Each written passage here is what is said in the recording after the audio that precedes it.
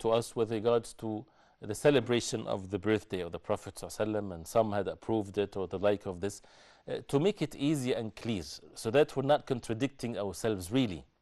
And we need to really make sure that our hearts are pure with this. The question is, did the Prophet ﷺ celebrate his birthday the way that it's celebrated today? Because sometimes people, they distort things. Celebrations is religion. And when we keep on saying we need to follow the Quran and the Sunnah of the Prophet ﷺ, the way the Prophet ﷺ, we have to be truthful with ourselves and with others and so on. The companions radiallahu anhum, they loved the Prophet ﷺ the most. No one loved the Prophet ﷺ like the companions radiallahu anhum, because they saw the Prophet ﷺ. What did the companions radiallahu anhum did when the Prophet ﷺ was alive? Did they come on the 12th of Rabi' al-Awwal and celebrated a day called Al-Mawlid al-Nabawi? Did they do that at the time of Abu Bakr, at the time of Umar, at the time of Uthman, at the time of Ali radiallahu anh, the best generation ever brought to mankind? The answer is no, and there is no other questions but no. Whoever says otherwise, they're just maybe playing with words. There's no such a thing whatsoever. The first time these mawlids invented, at the time of the evil, deviant rulings that ruled most of the Muslim world, the Fatimis, they were deviant. They were disbelievers anyway. And they're the ones that invented these mawlids and many mawlids and grave worshipping and the like of this. So to follow that and to make it religion, see how when we talked about innovation in the religion, when people invent something and they like it, generation after generation comes and they start thinking that this is part of the religion, and then fighting between people and arguing among one another, this is right, this is wrong.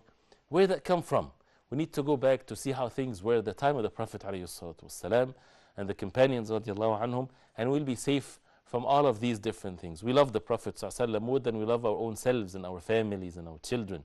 And the love of the Prophet ﷺ is to follow him and to follow his way and to follow his belief and manners, and to follow the Prophet ﷺ in every aspect in our life, in the things that he did and the things that he didn't do alayhi salatu wasalam, because who are we to think that we can do something the Prophet ﷺ didn't do? As Imam Ahmad rahimahullah and others, they made it very clear when they were debating with those people that innovates in the deen of Islam. And the same thing with this matter of, say, for example, the Mawlid. It's not about something that sounds good or so. The question is, did the Prophet ﷺ know about the way that people celebrate the Mawlid, that this is a good thing, or he didn't know? If people say that he knew, so why didn't the Prophet ﷺ say to the people on the 12th of Rabi' al-Awwal, celebrate my birthday? And if he knew about it and he didn't convey the message, this is even worse. That means people would say that the Prophet ﷺ is concealing the message. So the Prophet ﷺ, this is not religion, this is not part of our religion.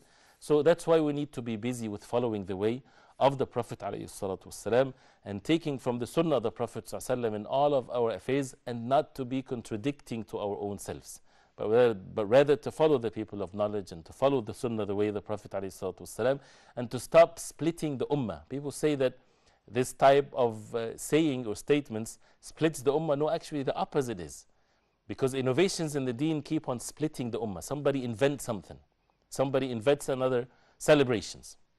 The celebrations of Surah of the Quran, or celebrating the Battle of Badr, or celebrating this or that, and making acts of worship and so on. And then people would split. Some people approve, disapprove. So therefore, what we need to do is to follow the way of the Prophet ﷺ and what he did, what he didn't do. And this is, of course, not my words, but the words of the people of knowledge and the way of the early generations of Islam. We ask Allah subhanahu wa ta'ala to guide us to what is right, and to hold fast to the way of the Prophet ﷺ, and to purify our hearts to imitate the way of the Prophet ﷺ. So till next time, I ask Allah subhanahu wa ta'ala that he reward you all. وصلى الله وسلم وبارك على محمد وعلى آله وصحبه وسلم. والسلام عليكم ورحمة الله وبركاته. Change your heart,